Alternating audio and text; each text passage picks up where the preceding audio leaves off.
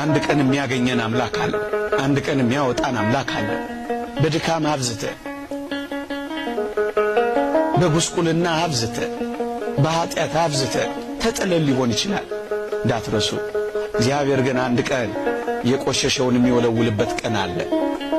የጠቆረውን የሚያነጣበት ቀን አለ። የተጣለውን የሚያነሳበት ቀን አለ። የጠወለገውን የሚያለመልምበት ቀን አለ። የደከመውን የሚያበረታበት ቀን አለ። የተቀበረውን የሚያነሳበትና የሚያወጣበት ቀን አለ። እሱን ቀን ብቻ በተስፋ መጠበቅ። የእግዚአብሔርን የተስፋ ቀን ሳትጠብቁ አደራችሁን የራሳችሁን የተስፋ ቀን አታጨልሙ። አንተ እግዚአብሔር ምን ሊሰራብህ እንደሆነ ምን ታውቃለህ? ራስህን ለጽድቅ ደግሞም ለቅድስና አዘጋጅ እንጂ እግዚአብሔር ብዙ ሥራ እንዲሰራብን ያዘጋጀን እንደሆነ ምን እናውቃለን?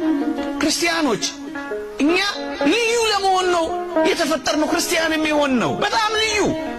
ለዚያ ራሳችሁን አዘጋጁ። ራሳችሁን ምንም እንዳይደል አድርጋችሁ መቁጠር ተው። ከጸጋ ወደ ጸጋ፣ ከኃይል ወደ ኃይል፣ ከክብር ወደ ክብር በመንፈሳዊነት እያደጋችሁ ለሌሎች ለማብራት ተዘጋጁ።